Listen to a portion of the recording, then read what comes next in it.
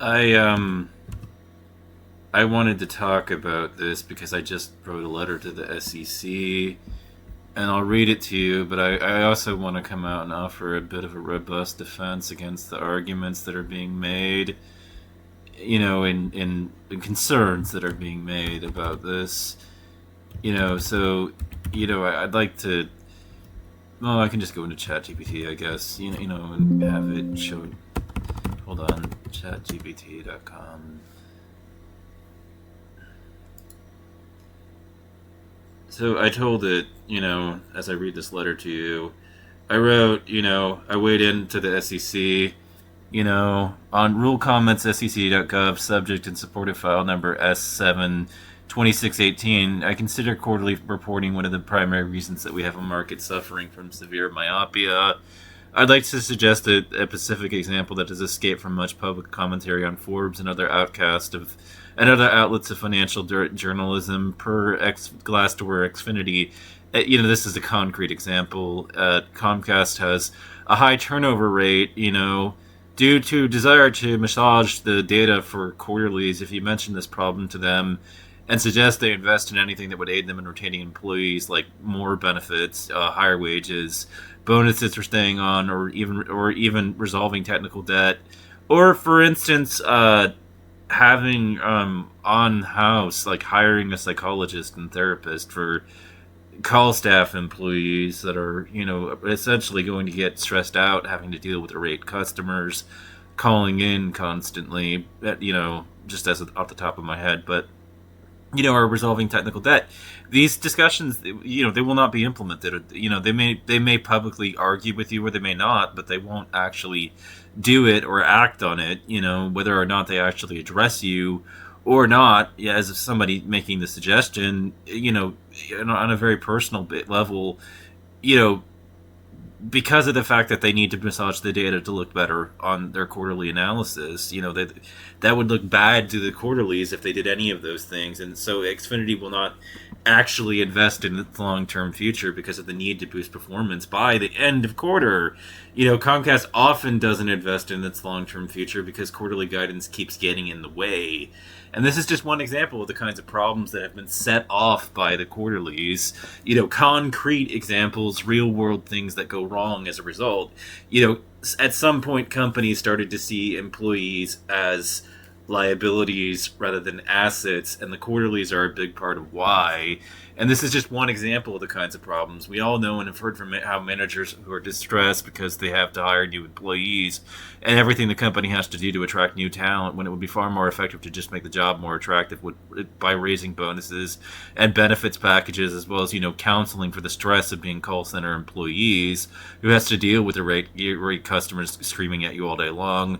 This has created a spectacle of failure and market myopia that's been ongoing for the longest time, and it's just one example. If I kept looking, I could find many other examples of how this system has had a negative impact on the market. For this reason, as well as how the Forbes article talks about how the quarterly games actually leads to lower quality information for investors. Even though the urgency of its reporting is higher, I would, and it talks about this in the earnings game. The Forbes argument is highly persuasive, and it talks about this, and this is what I was going to say to Heresy Financial in his video. Is this the part two of the whole thing? Is a prominent, Fiserv is a prominent financial company ranked 208 in the Fortune 500. At 11:01 a.m. on October 29th, the company released its financial results for the third quarter. A couple hours later, all hell broke loose. Numbers-wise, it could have seemed uneventful. Year-to-date, sales were up 5% via the same period in 2004. Operating income was 7.5%, and income gained 22%. The company reported $2.04 in adjusted earnings per share for the quarter, and $6.65 adjusted EPS for the first three quarters, an increase of 5.7 compared to the first 9 months of 2024. But the company's Q3 EPS fell, earnings per share fell 61 cents short of Wall Street's consensus estimate of 2.6 per share, and the ever efficient market acted with swift retribution. Fiserv stocks plunged 43% at opening bell, and continued down on extremely heavy volume over the next week, wiping out half the company's market value, even though they made money. The announcement included a purge of the executive ranks. Chairman of the board, the audit committee, and CFO are all to be replaced. The company's CEO exited earlier this year, replaced by an outside candidate. Financial professionals were blindsided. As of the day before the announcement, 90% of analysts following the company had Fiserv as a buy. The Wall Street elite were all in right to the last moment, and then they dumped completely at that point. The number one job of a stock analysis is to forecast the company's earnings per share. The near universal failure here is an embarrassment to the profession. A Wall Street Journal headline huffed, Our stock analyst reports useless. Investors were savage. Several class action lawsuits have already been filed. If Fiserv is found to have misled investors, the company's liability could reach several $billion based on figures for the average recovery in similar lawsuits of about 7% loss of market value. The earnings game. The Fiserv episode exemplifies the high-stake contest between companies, analysts, and investors that climaxes every 90 days when the earnings for the quarters are released. The game is not really about how well companies perform in absolute terms, but how well they match up against analyst forecast. And here, a company may show an ostensibly reasonable profit and still be severely punished for failing to, quote, meet expectations, unquote, which creates an incentive for CEOs to manage those expectations. Earnings surprises are routine. In the recent quarter, 15% of reporting companies fell short of analyst consensus over estimates, but fully 82% of reporting companies registered a positive earnings surprise, beating analyst expectations. Only 3% hit analyst targets exactly. It was a record quarter for forecasting, quote, failures, unquote. In our 25-year data history, the frequency of earnings surprises has been surpassed only during the COVID reopening period of 2020 and 2021, at Goldman Sachs. The number of companies with the earnings misses and beats sorted by the size of the surprise. And here we see, what happens. The percentage of companies reporting positive earnings surprises has been steadily increasing, so it's been going up. Fiserv fell 23% short, a large miss, but not unusual. Big picture-wise, the gap between expectations and reality reached a double-digit percentage in some sectors. Scale of EPS prediction error. The skew in favor of earnings beats reflects the game's asymmetric consequences for the winning and losing. The penalty for a miss is much larger than the reward for a beat. On average, in the recent quarter, firms that exceeded expectations saw a very small gain in share price, but those that fell short suffered on average an immediate 5% loss in value. In the past 5 years, the downside risk has averaged 2.5 times the size of the upside's market. So this is, this favors negativity, and downside, moves. If sales beats and misses are also considered, the asymmetry is more pronounced. They both miss. That accuracy is not the point. If these were simply forecasting errors, we would not see such an imbalance in outcomes, more than 4 times as many beats as misses. But these are not errors. These are not failures. These are signs of success. The earnings games is designed precisely to allow most companies to surpass analyst expectations, to overachieve. Accuracy is not the goal. In fact, perfectly accurate estimate is to be avoided. Several studies have found that investors see a zero or small positive earnings surprise as a red flag. A small beat 1% of 1%, beating it by 1 penny actually, is a loser today. A 2010 study compared 1 penny beats with larger ones. A more recent study confirms this pattern. On average, companies whose earnings just meet or just beat analysis expectations lost value in the 3 days surrounding the earnings calls. The market punishment for a small beat is almost the same as for a small loss. a larger beat may yield a modest gain in share prices, the consequences of a loss can be much more severe. So, things, missing it by even, the tiniest bit and it's down 2.1, and then, depending on how much it's missed by, but, if you beat it by 40% or more, it only goes up 8. Like, like that's just absolutely crazy. But 20 to 40 is up 4.2. This is pretty. This just tells you what direction the analyst leans in because of it. Strict accuracy doesn't pay off. Small beats and small misses lose equally.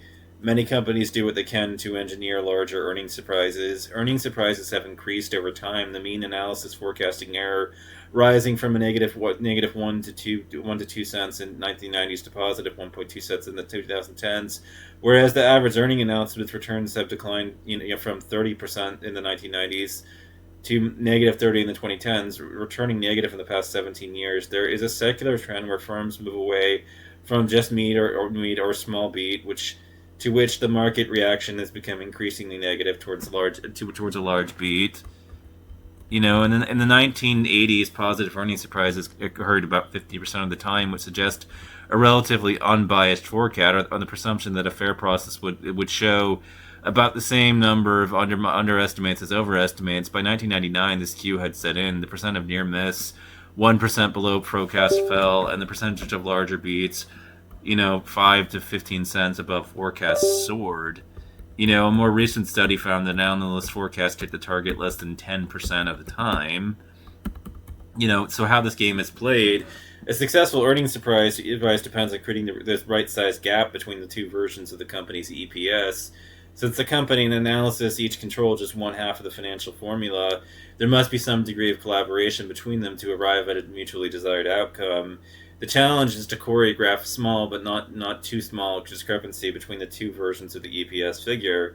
The analysis and the company is calibrated to produce a positive earnings surprise. This involves back and forth signaling that must proceed with caution and some delicacy because of the risk of violating disclosure regulations, crossing the line from tacit collaboration to out-and-out collaboration. The earning game proceeds in a stylized fashion, beginning well before the date of the upcoming earnings announcement.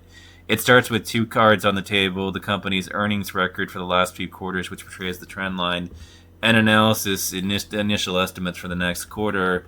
Typically, analysts are over optimistic, which may set the bar too high for the company to meet, and point to an earnings quote miss, unquote. Management is spurred to find ways to adjust the situation, either by lowering the analyst EPS numbers or raising the company's actual EPS so that the company can, quote, outperform analyst expectations. Companies have 2 ways to go at this. They can manage the expectations, influencing their views, which they do so often through, so-called guidance. And then they can find ways to boost their reported earnings so they don't actually depend on generating new business.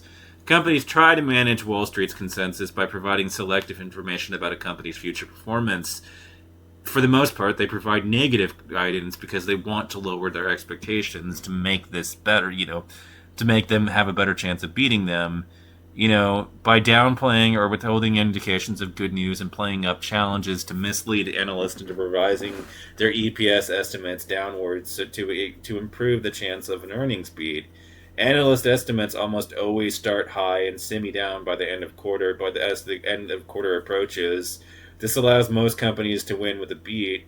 Here, the trend analysis forecast. So, this is despite the fact that all the concerns are that these companies will bury negative, bad information, the truth of the matter is that they manage their expectations on the market by over inflating the challenges and the risk. They emphasize it more. They provide far more negative guidance to get these analysts to lower the guidance, to lower their estimates so that they can beat it. That's the direction that things lean in today. They're not burying bad news. They're bombarding you with it, to get the analysis to lower their expectations.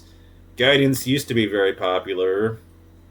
In 2003, 77% of companies gave guidance. Last year, just 19% of companies were continuing the practice. So pause here. The strange question arises: if guidance giving is in decline, why are earnings beats proliferating?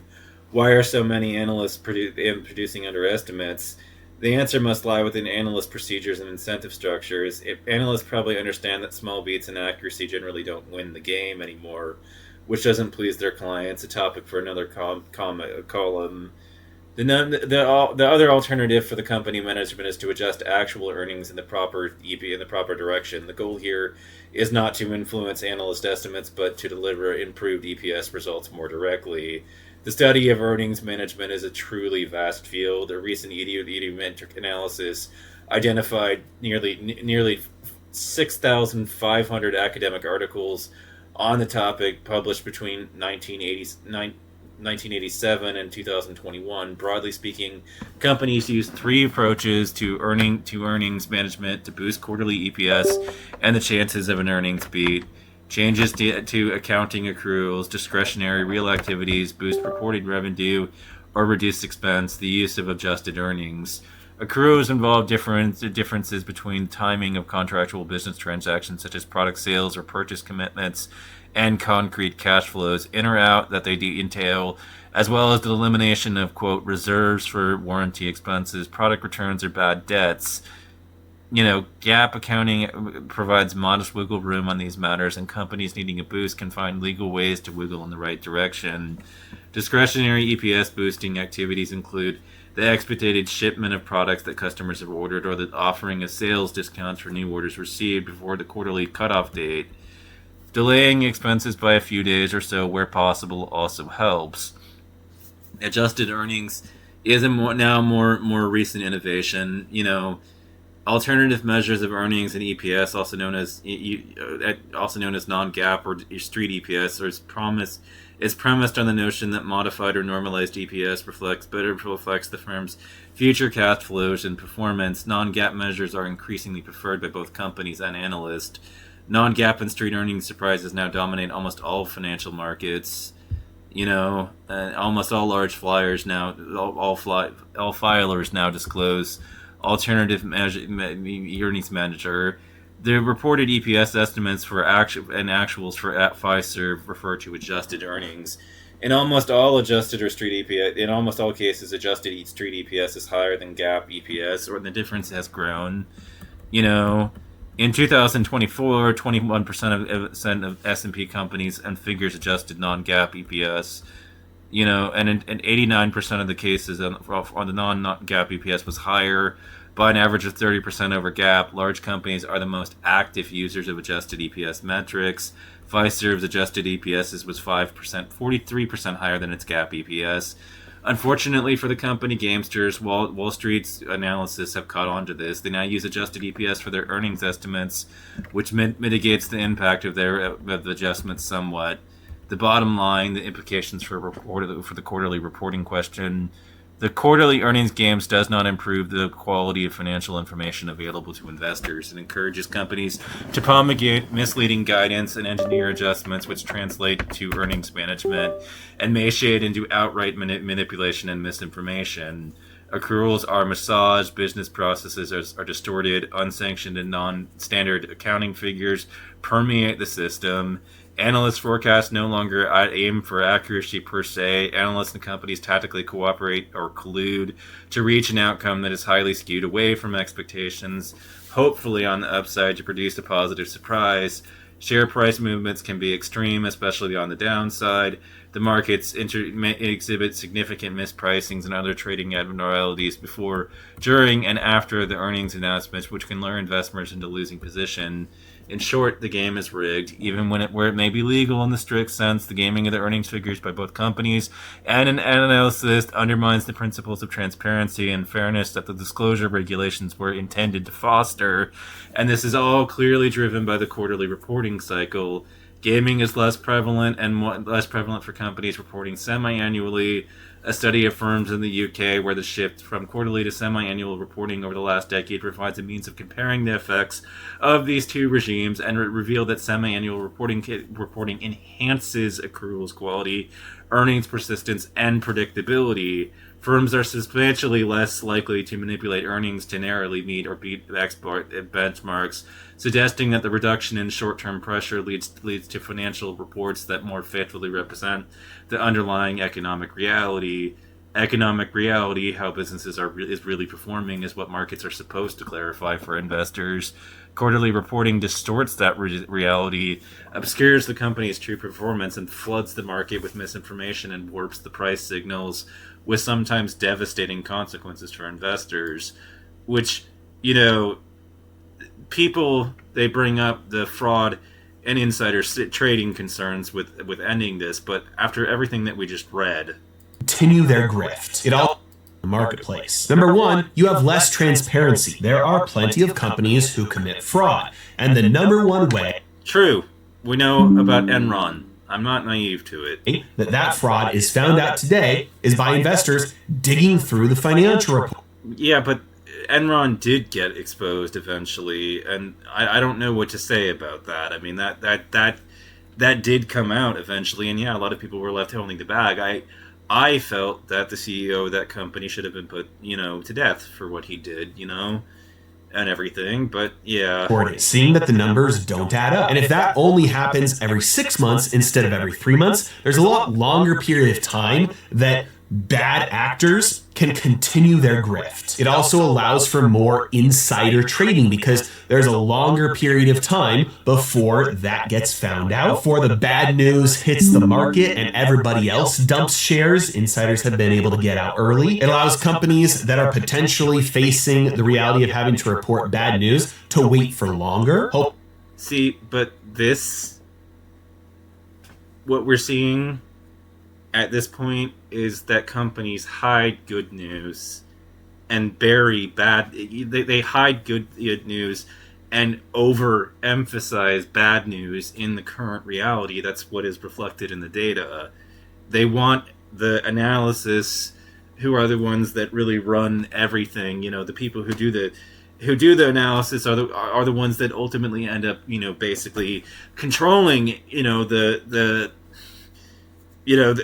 what ends up happening in the end, because what they're trying to do, is engineer a system that enables these companies to beat it. They've got that bias. They want them to, because if the company can manage to beat those expectations, share prices will go up, And